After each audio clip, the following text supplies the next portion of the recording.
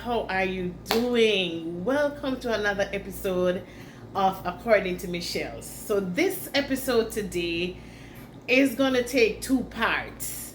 I sat down with a friend of mine who is a cancer survivor, and she shares her story with us on her journey from discovering the diagnosis to the whole recovery process and healing and survival.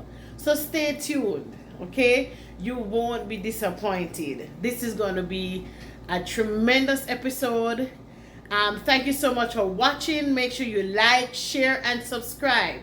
Share so that other persons can hear her story and be encouraged in their journey for healing, for survival, and for whatever it is that they're facing in this time of their life. Okay, don't forget to hit the notification bell so you know when all my videos come out, and also subscribe to my channel for all celebratory content and for content on life's journey. Okay, thank you so much. Let's watch the episode.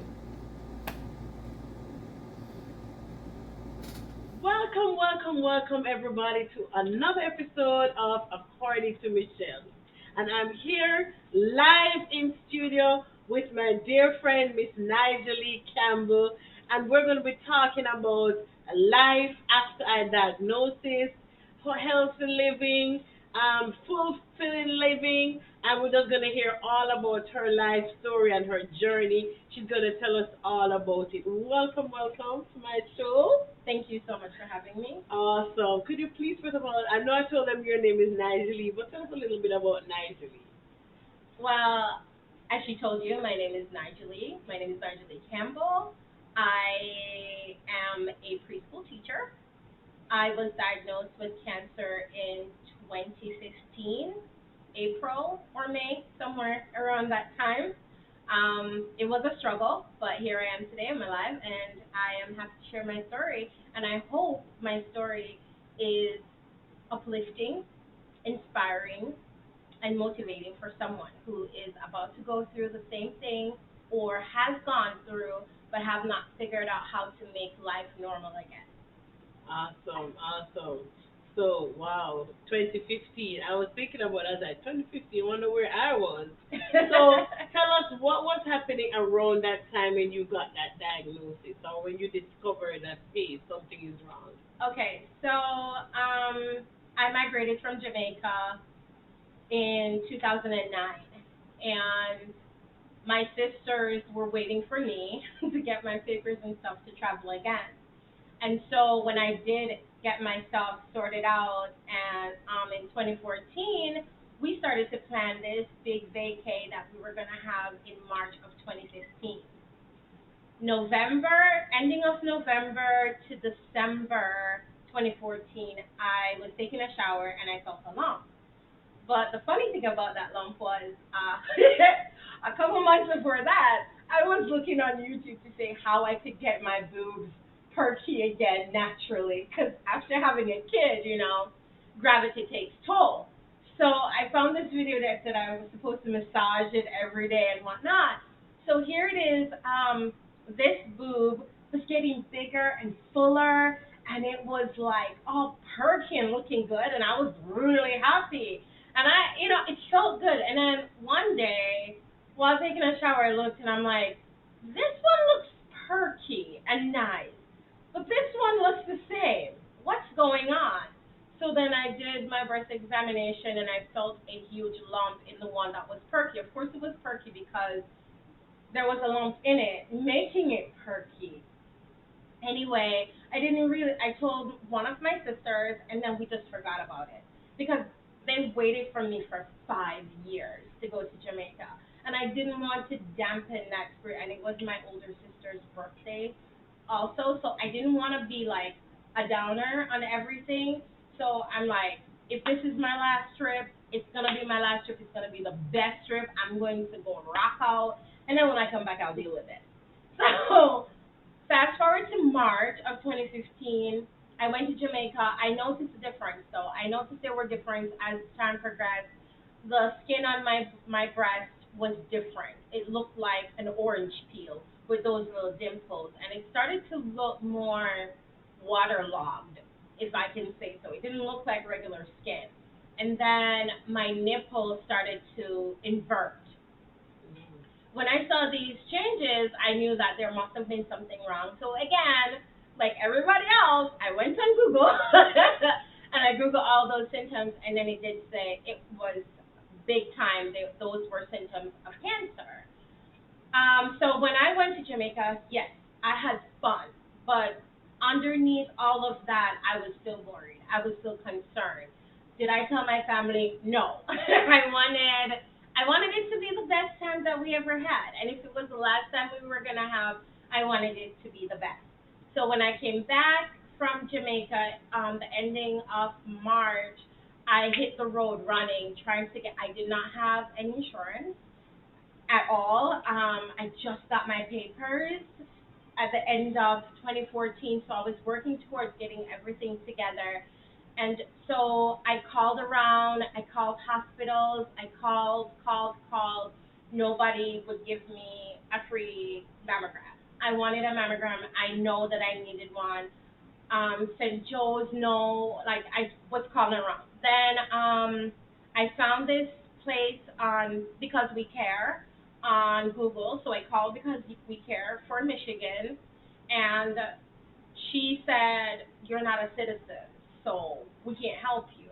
And at that point, it's been like almost a month now, and so at that point was just my breaking point. And so I broke down and I asked her, "Are you going to let someone die because I'm a permanent resident?"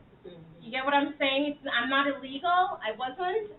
So I broke down. I cried. I said, "I cannot believe that you're going to let someone die just because of a citizenship."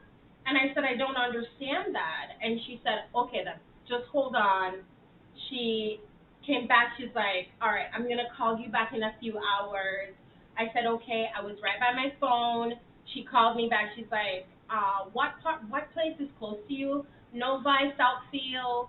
We have this program in two of those places. Southfield is more receptive to people who don't have insurance. So I said, "I'll take Southfield."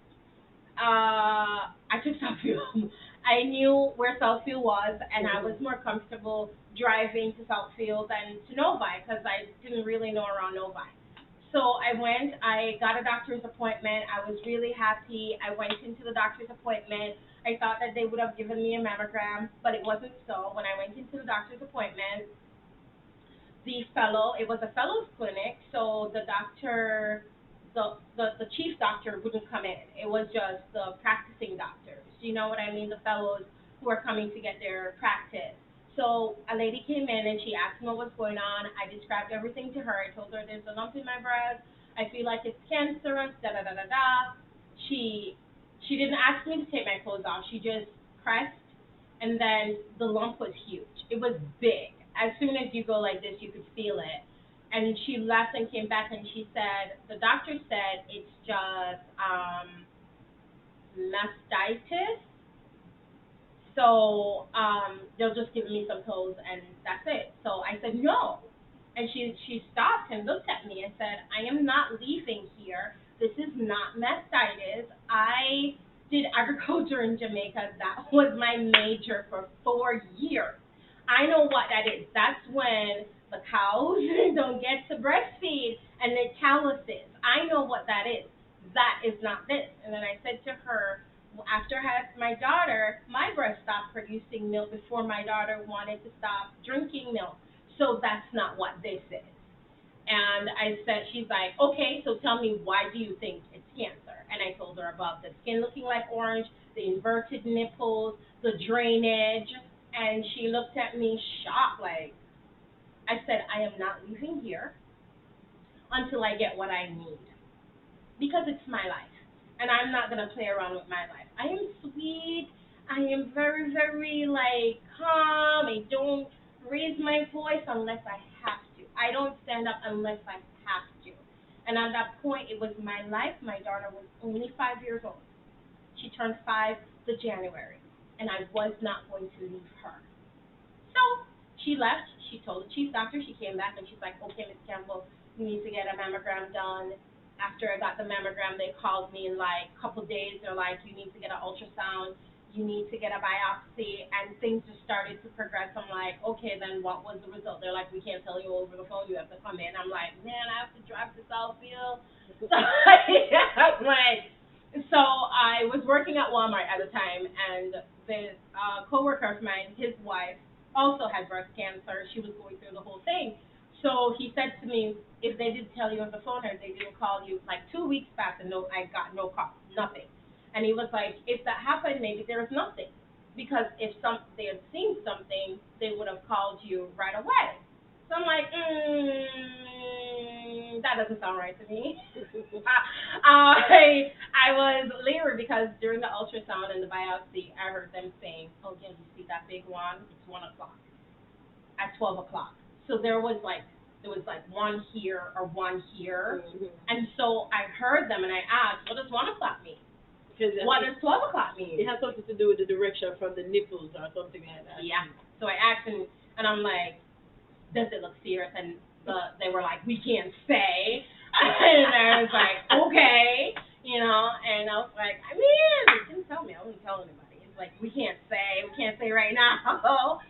They took a sample, whatever. Anyway, fast track, 2 weeks. I called in. I'm like, hey, what's up? I haven't gotten any results. Nobody said anything to me. I haven't gotten a call. There were no voicemail left on my phone. I've been in this limbo for like 2 weeks, like waiting to exhale. You know what I mean? And so they're like, well, Miss Campbell, we can't give you this information over the phone. You have to come in. And I'm like, oh, man. So I drove to Southfield. I think it was a Friday, because that's when their clinic is open. So I went there the Friday. I sat in the room.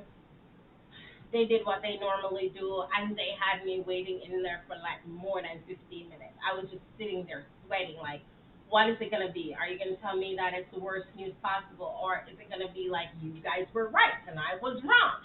And I don't mind taking the wrong, because at that point, it would be cool. That means I'm alive and I'm good.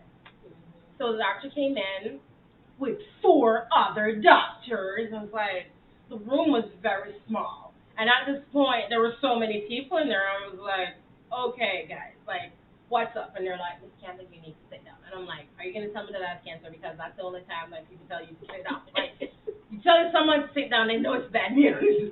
So I said, Miss Campbell, you need to sit down. I sat down. Just remember, I was in Christ. I am saved. So when I went in with a mindset to know that even though it might be the worst news possible, you're going to be okay. Because I'm a son. Like, you can't take me out. Like, I live from victory. So when they told me, they were like, Miss Campbell, you have stage 3 cancer, 3.5 or something like that. It already went into your lymph nodes, and your lymph nodes have cancer in it, and the next place is your larger organs, da-da-da-da-da. And I said, oh, really? So I started to laugh, and the doctor said, that's okay. It's natural. Well, he wasn't saying, like, he didn't say, that's okay. At first, he was like, it's not a joke. And I'm like, I know. But, I mean, like, what do you want me to do? Do you want me to cry about it? And at that point now, I decided to tell my family. Oh, so all this time you were going, nobody knew where you were going and why? Oh. I dropped my kid off at school, and she would go to childcare, and I'll probably be the last one to pick her up. Sometimes she was the only one in there at 6:30. I'm not proud of that, but I would come, I'm in traffic, and I was, you know what I mean? Coming from doing, yes. So yeah, it was me by myself, and it wasn't because I didn't have a supportive family. I do, and my sisters would do anything for me, but I will also do anything for them. And unless I know that it's something that is really serious and need them, I just don't think that it was necessary for them to be involved, just because I know how much they love me. You know what I mean? So whatever hurts me hurts them. Whatever hurts them hurts me. And because I know that we're like that, I made that decision. Now, was it the right decision? To them, it wasn't. To me, it was. okay? To me, I saved you from last November, which I told one of my sisters, and then we just forgot about it. We didn't say anything. Like I told her, her face went like ghost, like she's like, oh my God. And then I made a joke in which we'll let her forget what I just said, and then I never brought it up after that. So we have our online, we have this group text, and I just sent it in the group text. I'm like, hey, I went to the doctor today, and they say I have stage 3.5 cancer. Woohoo, lucky me. The first one is yeah, I did. I said, lucky me, the first one in my family. Whoa.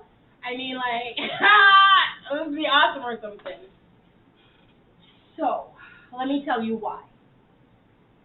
I've seen so many miracles in my church. I believe in miracles. I had lacerated, like something was wrong with one of my tendons. A car ran over me in Jamaica when I was a kid, and like my ankle just swelled. And I went to the doctor, and they told me that the tendon was damaged and whatnot. Minister from my church, I was tired of feeling that pain. I said, yo, you need to pray for me. And he's like, I was like, don't worry about it, just pray for me. My ankle, blah, blah, blah, blah. The hernia right here. I was like, just pray. And then my ankles never hurt after that. Like, I'm perfectly fine.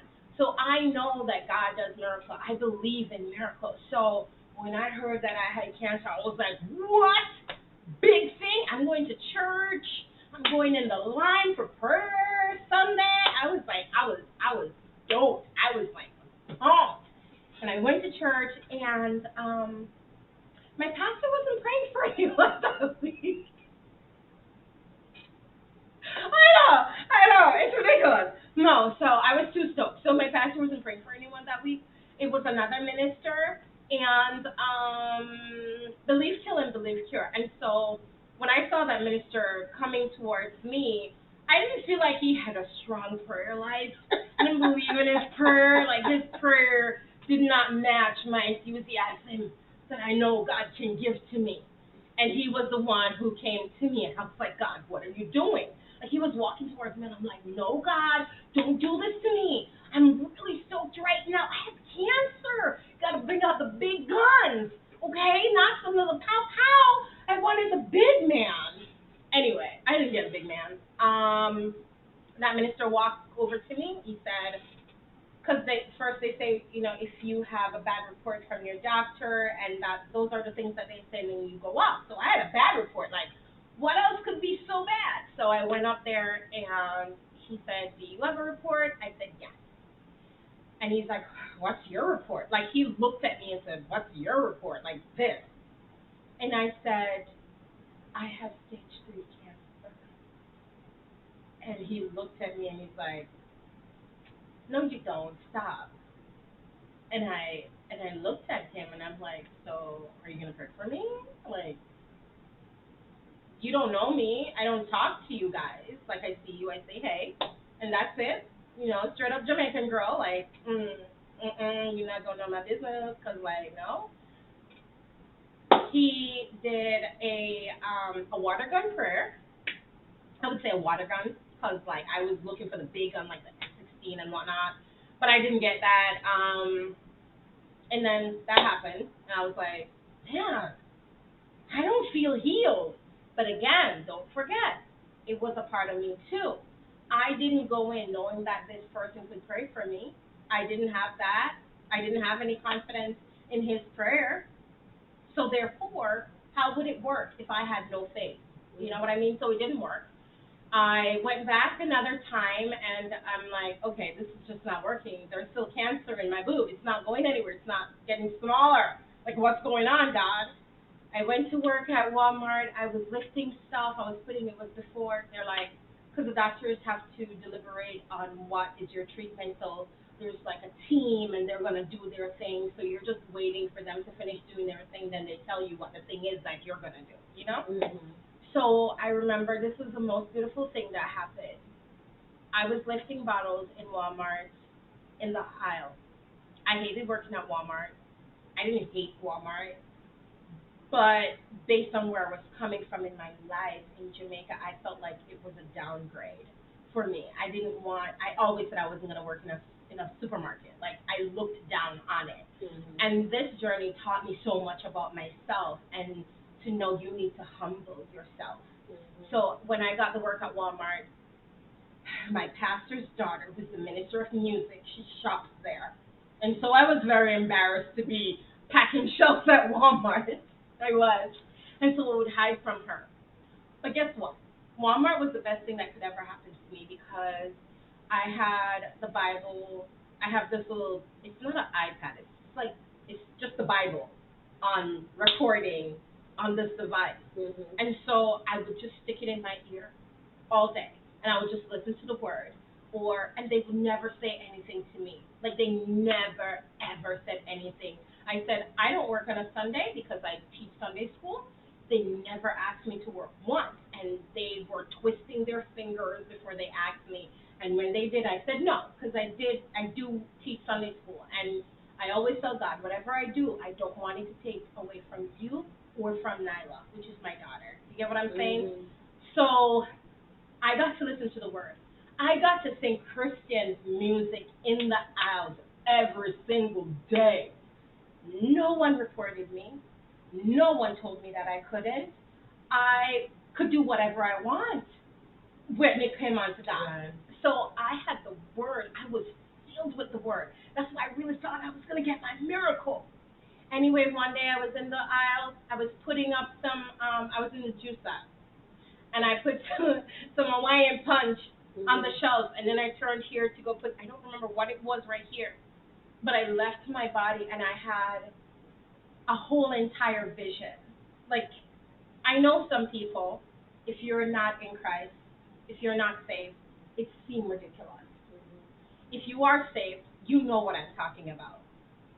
I had an out-of-body experience. I was awake. I was at work. And I transcended myself. And I ended up in this field on top of a hill. Did you went to heaven or something like that? I don't know where I Oh, was. okay. I don't know where I was. I know it was a hill. Mm-hmm. And I was on top of the hill. And I saw myself sitting down. And I saw my Walmart vest. That's how I knew it was me. And I was sitting down beside this man. And he hugged me. And I rested my head on his shoulder. And that's how I knew it wasn't supposed to be a miracle. It wasn't going to go away overnight.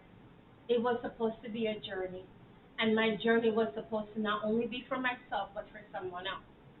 I know God wants me well. And I know that he had me.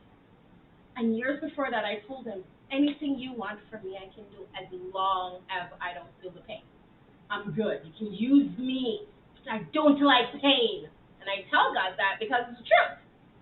And so I know that it was Christ. I know. I saw myself. I sat down. He was sitting beside me. We were on top of the hill. And I saw the road in front of me. And he hugged me. He embraced me. And I rested my head on his shoulder. And I will never forget. We were in a meadow. And it's so funny when people are going passing, they always talk about the meadow. And I used to think it was just something in my head, but it wasn't. Like, I'm not the only one who has ever seen the meadow. It's weird. But when I came out, I called my sister in New York. I told her what happened, and she said, all right, then, if this is the journey we're going to go on, then we're just going to go on the journey. And I said, yep, we're not getting our miracle. We're not getting the miracle that I wanted. And so I asked God, why? I said, I believe in miracles. I've seen it. I know you can raise people from the dead. Like, there is nothing in me that does not believe. There is nothing that can sway me. I have seen you at work, in me, in others. Yes, you believe. And miracles aren't for the believers necessarily. It's for those who don't believe so that they may see something, so they may come to him. Mm-hmm. The miracle that I was going to go through was to go through the journey and survive that, to go through the journey with a smile, to still be able to laugh, to still be able to live, even though it was hard. I was still able to give other people joy from just being myself. True. You know? So yeah, it was a journey, and but I knew I wasn't alone. And every time I felt like I was alone, I remembered my vision that He held me, He has me. I'm encompassed in Him, Right. and He in me. You know, I didn't come here to preach. I came here to talk about my story. Yeah, it's But okay. my story, but It's my fine. story is God's story. My story is Christ's story. Mm-hmm. And yeah, here I am today. So sorry. It's okay. And I mean, you covered so many things because you talked about the lessons you learned, and which was a question I had. I know. I know. So, I mean, we can move on to, okay, the next question would have been, what steps were taken towards your treatment? So you said that you had that moment where you were waiting for the doctor Yeah. to get back to you. What step did they decide for you? Did you have to do the chemo, radiation, all those stuff? You had to do that? So they hit me with, "You're young," you know, because I was 33 years old at the time, and they're like, "You're young, so we're gonna hit you with everything." I'm like, "For real?" They're like, "But the good thing is, your cancer is H2 positive." I'm like, I know what that means. I'm like, "So what does that mean?" And they said, "Well, my doctor explained it to me. My oncologist explained it to me like this. She's like, so this is your cancer. And your cancer has some cups, and those cups make it very, very easy for us to treat because the treatment fits directly in exactly in those cups. So you have people who are H2 negative, where their cancer treatment is like trial and error. There is no real treatment for them just because of the rarity of their disease. Mine wasn't rare. It was aggressive, but not rare. So the treatments that were available fit perfectly in my little cups because God got me. So even if it was H2 negative, by the time I got there, it was already positive. You know what I mean? It doesn't change like that. Okay. But that's how I see it in my head because He Mhm. told me, He got me. So they said that it fits directly. So I would do two different kind of chemo, no, three. I had three, no, four sessions of the first set, and then I had another four sessions of another set. Mhm. The first set was one of the worst sets because then I got people who have cancer, you know what I mean, especially breast cancer when we say the red devil. That was a part of my first set. I don't know the name of it. Okay, so that's just a name that everybody call it. The I Red call Devil? it. I don't know if they call it that, but that's what I call it. Oh, okay. Because it doesn't go in. It doesn't take long to go in your body like the others. This one is pushed in, but it's red, and and I can feel. I feel nauseous just thinking about it, Okay. and it makes you sick. When I say sick, I don't mean like, oh, I feel a little tummy ache, I'm pregnant. No, it makes you sick. Like everything does. Sick to your core. Like when I was getting chemo, I felt, and I would tell the doctor, like when it started to go in, this is my scar where my port was. So they would stick me in that port, and then it would go directly into my bloodstream through this vein in my neck right here. And when I was getting chemo, I felt it in every part of my body. I could tell where it was going in my veins and all that. I felt everything. And the doctor said it's because like some people are just more sensitive to certain things. Like I feel almost everything that goes into my body, and they can hardly find my veins. But when they do find my veins, I can tell them that they did hit the vein because I can feel when it's going in. So I felt that. The first set was one of the worst sets. I was sick. I remember after the second one, I remember going to my oncologist and begging her. I'm like, I think it was after the third one. Because the first one I was like, yes, what is this chemo thing? I got this. I mean, I threw up a little bit, but that was it. I was still working and doing my thing. And the second one came and I was like, oh, this chemo thing is still okay, And then the third one came, and I was like, oh no, oh no. It was not okay. It was not okay. Like at first, I would do it the first 2 3 days. I would be really sick, and then I would just bounce back. Like this time, I wasn't bouncing back, and I was like, what's going on? Like I was weak, like I was out of breath. I tried lifting up things. My arms were just like jelly. Like I was the second round. I was at Walmart and I itched my hair and I felt my head was hurting. Like it was hurting. It felt like it was gonna explode. Like I had a pressure on my head. So I touched my head like that, and I had locks at that time too. And I did this, and I was like, my hair was coming out. It was like I looked like I had hair for a whole time, and I didn't notice anything. Mhm. But then the pressure was because the locks were hanging on with like two strands of hair. You know what I mean? So the pressure on my head, so it started falling out that Friday, and by Sunday I had no hair. Wow. It was all gone. Apart from like a patch right here, and I'm like, just cut that. Then my daughter was walking around. I would wake up and there'll be hair on my pillow, and she walked around and collected all my hair in a Ziploc bag. And I still have it. I still have it. Yeah, I don't know why she did it, but she was like, "Mom, I found another one." And it was like a fun thing to do. So they said, chemo first, then surgery, then radiation. And I said, why do I have to do so much? And she said, all right, so chemo would be like, you have a big cookie. And my oncologist, she explained this so awesome to me. She's like, you have a big cookie. Okay, you give your daughter this cookie in the couch, but the cookie broke. So chemo, the first thing is to take out the big pieces. So that's what chemo does for you. It's going to take out all those big pieces, those big chunks, get rid of those. But then you still have crumbs, right? So then surgery, you do that fine, the sweeping. You're going to sweep it out. Just like, just sweep out what's left. And then radiation, it's like, no. Oh. Like, no, it's steam cleaning. So you get all the crumbs, you sweep it out, you vacuum, and then you're gonna like deep clean. You're gonna steam all of that. So I'm gonna look at vacuuming. It's a cookie, So that made me feel good because I asked, what it means, and she explained it to me. And because she explained it to me, I understood what my journey would be. You know what I mean? I understood every step of the way.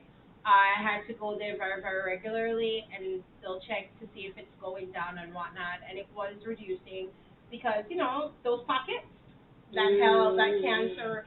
So it was working.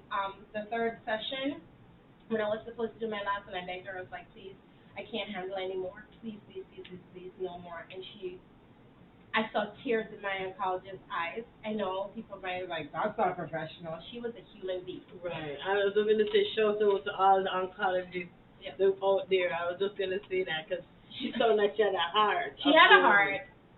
She was a human being. There were times when she was like bang, bang, bang, and being mean, and when she'd be mean to me, so I'd be mean back. I don't talk to you. But then I realized like she was doing this. She was in the fellows thing, so she was still a student. But this was her second doctorate.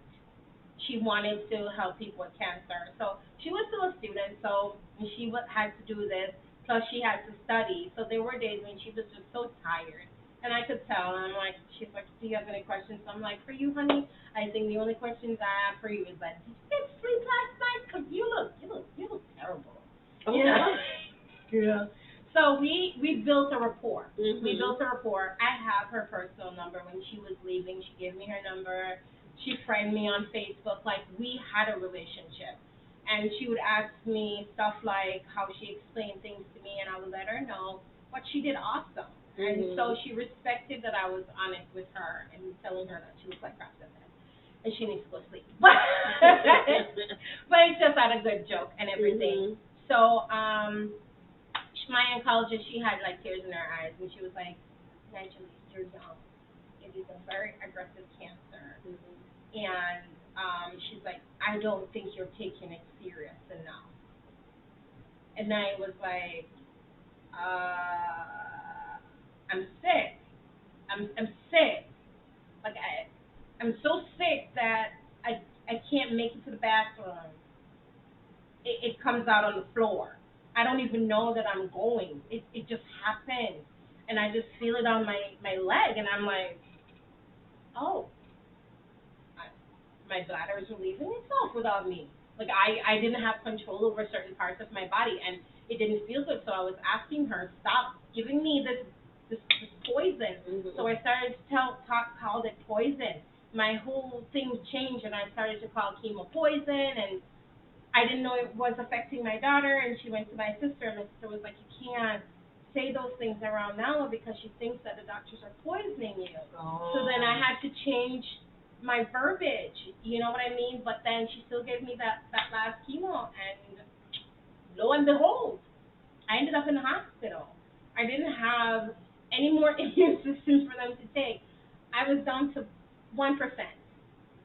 So if you sneeze, I'm gone. And by that time, my daughter was starting kindergarten. So we had the whole summer. I couldn't work. I stopped working in August because Walmart told me that I was a liability. I didn't have the strength. I was passing out at work because I was trying to grind still, but there was nobody to grind with. I was like trying to go too hard, and I didn't know that you need to stop. And so they said, you can't come back. You're a liability. You don't lose your job because they can't fire me because I have cancer. And I could sue them, but they didn't fire me. They were quite smart about it. They're like, you're a liability. You just have to just not come back. So I was like, all right, cool, no problem. And I knew God was going to take care of me, and he did. And he sent me some awesome people who helped me throughout the whole thing. I didn't go in bankruptcy. Well, yes, chemo is expensive, but like I still had a home and light on, you know? Right.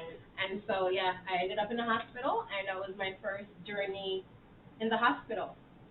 And So all along you're just basically going for the treatment, going back home. Mhm. Oh. And it was every 3 to 4 weeks. Mhm. So it was like you do treatment, then you have 3 weeks. Like by my last week, and so I think it was every 4 weeks. So by my last week, I was good again. Mhm. And then you get treatment, and you're down, and by your last week, you were good again. But the last one, like there were so many hiccups in the whole thing. I ended up in the hospital for so many different things at so many different times. But I'm still here. It's okay. Mhm. It's okay. We're good. So yeah, I did that. What else? Wow. So you said that they did the surgery, then radiation. So after that process, what was the road to recovery like for you? First, I had to make it through radiation. Okay. That was a That's another hiccup thing too. yeah. That was I a always hiccup. thought that radiation was easier than the It chemo. is. It is Okay. easier than chemo. My second chemo, I had lightning in my foot. Like there was like I felt like electric shock on my second type of chemo. It felt like it felt like electric shock in my bones. My bones hurt. Like I hurt to my bones. And then you have itch fest. But then radiation came, and I was like, all right, and I went to radiation. After the surgery, they wanted to take both of my boob, and I said no. Even the day they were like, I was like, no, it's a unit, not a buy. Like you're gonna leave one. Like you can't take both. I need one. You know, to remind me of what was. Mhm. So I had an expander in there. After the surgery, the plastic surgeon put an expander, so it is to lift the skin off. So when it's time for me to do breast reconstruction, they'll just add fluid to that to stretch the skin, so it makes it easier. Oh, okay. So I was doing radiation, and then my body just did not like the expander situation, and I had an infection Oh, wow. doing radiation. My I was like, I'm gonna clean my bathroom because my sister was at home cleaning her bathroom, and I was like, I'm a stay-at-home mom. I should know how to clean. So I went to go clean my bathroom, and I don't know if that had anything to do with it. But then I went to bed that night. I felt very successful that I scrubbed my bathroom like a Jamaican with the brush and everything. Oh, so you aggravated yourself. And I went to bed, and I woke up the morning, and I could not move my body. Like I could not move my body. I tried getting up out of bed, and my body was like, what are you doing? And I'm like, we need to get up. That's what we need to do. So I called my mom, and she was like, oh, actually, just get up. I'm like, Mom, you know what? You're not it for me today. So I called my sister, I'm like, yo, sis, I can't get up out of my bed. She's like, what? I said, my body hurts so bad, and my legs won't move. They won't move. They're not moving. They're not getting up. So could you look to see what was going on? Yeah, I did. I was laying down and I looked and I tried moving my toes and they weren't moving. And then like there was this pressure and pain in this area, and I looked and like it was swollen, shine. It was like it was shine like mirror shine. It was swollen really badly. So I was like, well, said something is wrong. And I just want to give a shout out to my sister Faithlin, and my sister Rochelle too. But this Shout out to sisters. so shout out to my